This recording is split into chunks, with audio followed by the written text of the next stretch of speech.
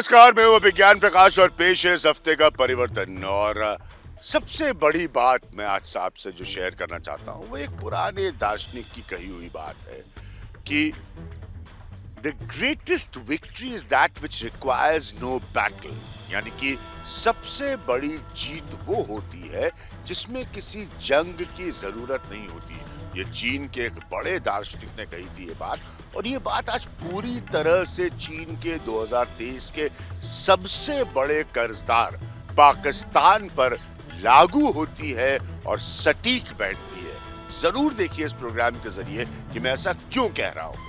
आपने देखा कि पिछले कुछ एपिसोड से परिवर्तन के हम फोकस कर रहे हैं पाकिस्तान पर, और इसलिए क्योंकि पाकिस्तान के जो आंतरिक हालात हैं वो वाकई कृषि से हर दिन, हर महीने, हर साल, इतना ही नहीं आपके रिटायरमेंट के लिए भी पैसे कमाना है। फिर देरी किस बात की? फ्रीडम ऐप को अब भी डाउनलोड कीजिए। बहुत चिंताजनक है और वक्त के साथ वो और ज्यादा चिंताएं बढ़ा रहे हैं। हाल में उनके प्रधानमंत्री शहबाज शरीफ ने बात कही कि नहीं, हम तो अमन के रास्ते पर चलना चाहते हैं, लेकिन पाकिस्तान का यकीन कौन करेगा? पाकिस्तान के ट्रैक रिकॉर्ड को देखते हुए, पाकिस्तान के इतिहास को देखते हुए, पाकिस्तान से आने वाले अलग अलग बयानों को देखते हुए बहुत मुश्किल है किसी बात का यकीन कर पाना जहां तक पाकिस्तान का सवाल है।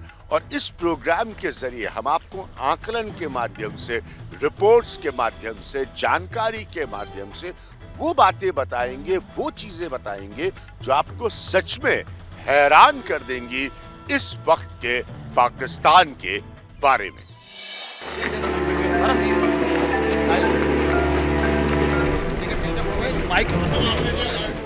20 फरवरी 1999 वाघा बॉर्डर पर उत्सव का माहौल था। पाकिस्तान के तत्कालीन प्रधानमंत्री नवाज शरीफ बॉर्डर पर मौजूद थे।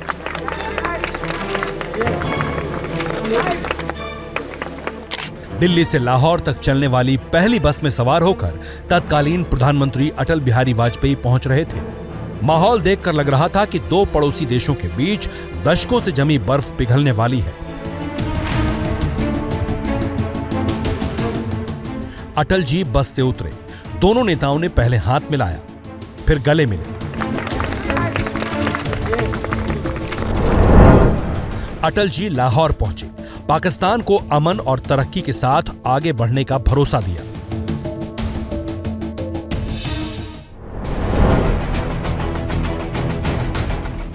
अटल जी की लाहौर यात्रा को 3 महीने भी नहीं हुए थे कि पाकिस्तान का पाप सामने आ गया।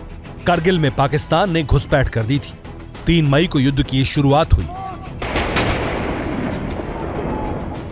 26 मई को पाकिस्तान के सभी पापियों को करगिल की चोटियों में दफन कर दिया गया। लेकिन इसके बाद भी जिन्ना का मुल्क नहीं सुधरा। असल में जिन्ना के मुल्क की फितरत, नीयत और आदत पीठ में छुरा घोंपने की है, जिसे 1999 में नवाज शरीफ ने धार दी थी। 24 साल बाद उनके भाई शहबाज शरीफ पैना कर रहे हैं। Pakistan has learnt its lesson.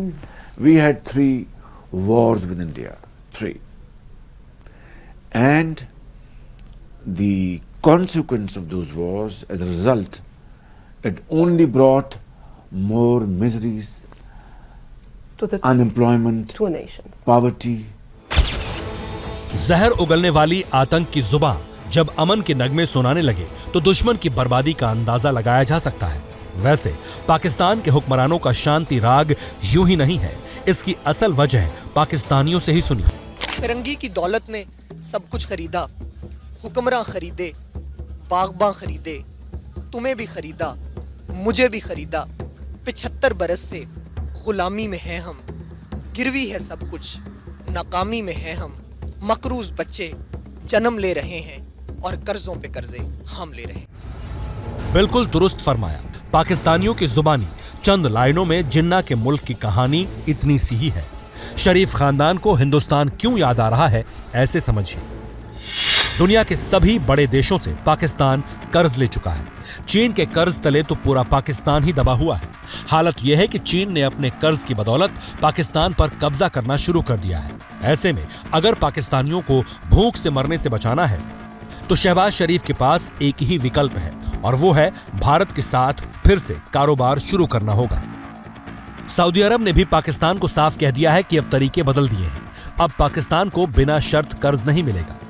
Saudi अरब की तरफ से ये कहा गया है कि डिवोर्स में कि वो जमाने चले गए जब हम बगैर किसी शर्त के लोगों को पैसा दे देते थे। ये सऊदी अरब से टका नहीं मिलेगा आपको। वजूद में आने के बाद से ही पाकिस्तानी मांगते रहे, लेकिन पाकिस्तानियों की कर्ज लेकर घी पीने की आदत से अब जमाना वाकिफ है। इसलिए जिनपिंग से लेकर सऊदी के शेख तक इस्लामाबाद के हुक्मरानों के लिए नो एंट्री का बोर्ड लगा चुके हैं। लिहाजा पाकिस्तान का एक तबका अपने हुक्मरानों को आईना दिखा रहा है। शहबाज शरीफ और आर्मी चीफ दोनों को भारत जाना चाहिए और रिलेशनशिप की स्टार्ट वहां करनी चाहिए, क्योंकि मोदी साहब भी तो एक दफा आ चुके हैं, बिल्कुल आ चुके हैं, दफा आने के लिए तैयार थे और लेकिन आपने कैलेंडर किया, इस दफा आपको स्टेप लेना चाहिए। तब्दीली वाले नियाजी से लेकर फर्जी शराफत वाला शरीफ खानदान दुनिया की हर चौखट पर नाक रगड़ चुका है, लेकिन कहीं से भी खैरात नहीं मिली। चंद साल पहले तक जो पाकिस्तानी एटम बम की गीदड़ भपकियां देते थे, अब भारत से बिना शर्त बात करने को तैयार है। यही पाकिस्तान की सबसे बड़ी हार है। कृषि से हर दिन, हर महीने, हर साल, इतना ही नहीं आपके रिटायरमेंट के लिए भी पैसे कमाना है। फिर देरी किस बात की? फ्रीडम ऐप को अब भी डाउनलोड कीजिए। जैसे ही घड़ी का काटा दोपहर 2:30 पे आए, बबीता जी का दिल सास बहू साजिश के लिए मचल जाए।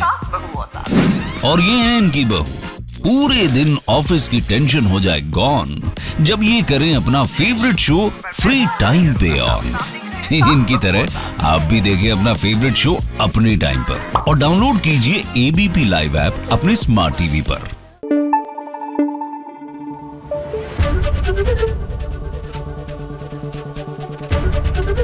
एबीपी न्यूज आपको रखे आगे।